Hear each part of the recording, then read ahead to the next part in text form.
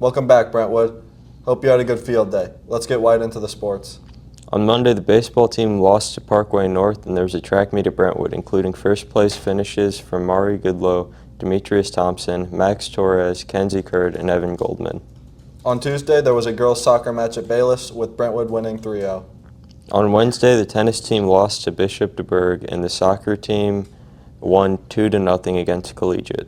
On Thursday, the tennis team played Principia and the baseball team played St. Pius. Today, there will be a track meet at Orchard Farms.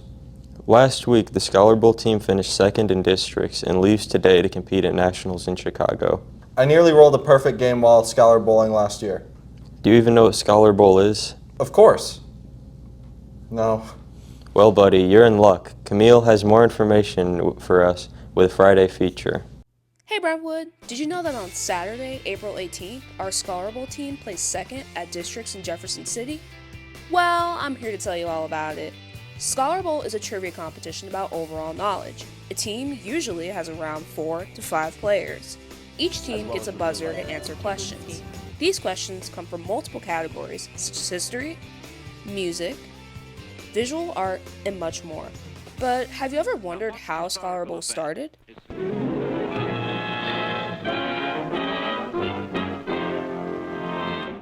In 1938, NBC Radio debuted a quiz show called Information Please. But as the show became popular, in 1943, NBC discovered a problem. On the show, contestants raised their hand to answer questions, but the two contestants, Boris Karloff and Jan Struder, called in from Hollywood and New York, unable to raise their hands. So the show introduced a new device to help contestants, the buzzer. The buzzer and the show's popularity helped Scholar Bowl get where it is today. After NBC debuted Information Please, many other shows in the 1940s aired over the radio, such as Quiz Kids and Campus Quiz, leading up to the first Quiz Bowl high school team in 1948 called Delco High Q in Pennsylvania.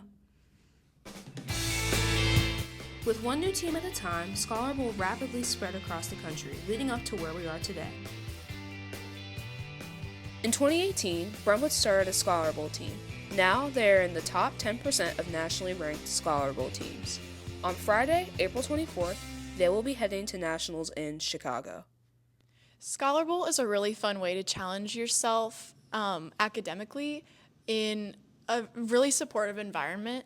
I think it's fun, and I can tell that I've learned a lot by doing Scholar Bowl. It's a very fun environment. Even during games and stuff, there's a great amount of adrenaline and excitement that you can feel just like doing any other sport, and it's always just a great feeling to compete as a team and try and answer as many questions as possible and demonstrate your knowledge about all sorts of different subject matters. I think if you're thinking about it, just give it a try, come to some practices or maybe even the tournaments. I'd say the tournaments are pretty fun, and they're on Saturdays too, so they usually don't conflict with sports or other clubs. But yeah, if you're interested, just try it out, see if you like it or not. In my case, I tried it out. I wasn't sure at first, but I liked it and I kept going with it, so I feel like that's something I'd tell other people.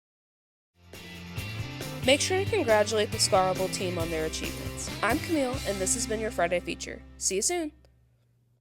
Wow, thanks, Camille. Now I'm basically a scholar. Back to the sports. Brentwood announced that Andrew Gordon will become the new Director of Athletics and Activities. Congratulations, Coach Gordon. Last week was the Greener Games. Here's Elliot with a deeper dive. In 2008, the Cardinals started their Greener Game program to promote recycling and keep the environment healthy. For many years, Brentwood has been attending to help pick up recycling and keep Busch stadiums clean. 20 members of Stuco and 3 staff members take the Metro to Busch Stadium and collect aluminum and plastic recycling between innings. During the innings, the volunteers get to watch the game. Here's some interviews with some of the volunteers who attended. What made you want to volunteer for the Greener Games? Well, for one, I really love baseball, but also it's just a really nice opportunity to be able to help people out and volunteer. Well, I got invited last year, and I feel like it's a really good experience. I enjoyed, helping clean up, make our earth greener, and it was just a fun experience to do for Stuco. What was the grossest thing you picked up? Will? There was a cup that had beer and a substance in it that was like gum or something. What was the most fun part of the day? I don't know. I feel like I enjoyed most of it. I did take a nap on the way back, which I very much enjoyed because I had practice, but I feel like overall it was a really good day. I think just being able to spend time with my friends, I got to get to know Sarah Paul a lot better since we spent a lot of time going around and picking up trash. But also, it was just nice talking to other people at the stadium as well. Talking to Will and Mr. Hamden. Eating lunch with Hamden and Dr. Schmidt. The seniors went on a field trip to the zoo on Wednesday where they learned about job readiness from workers.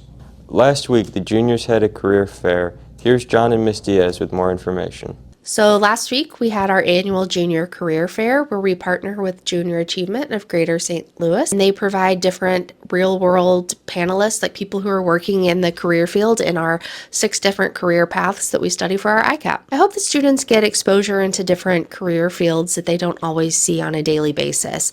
So we had last week someone who represented Brentwood Parks and Rec. We had someone from the Brentwood Fire community. We've had someone from like a creative communications studio, just like different careers that they're not exposed to on a daily basis, just to see like what they might or might not like to do in their future. The art fair was last night and it was a great time. Alongside it, the play premiered and will be showing tonight and tomorrow night.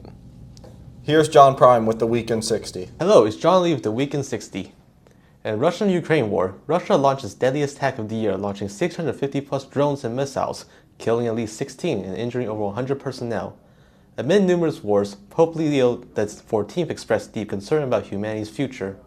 In Knoxville, Tennessee, a tractor carrying bees crashed, releasing 1 million bees into the streets and causing massive traffic disruptions.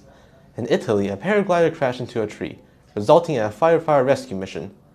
In a knot twist, a Pick 3 lottery drawing ended with 12,750 winners because they all played the 888 ticket combo.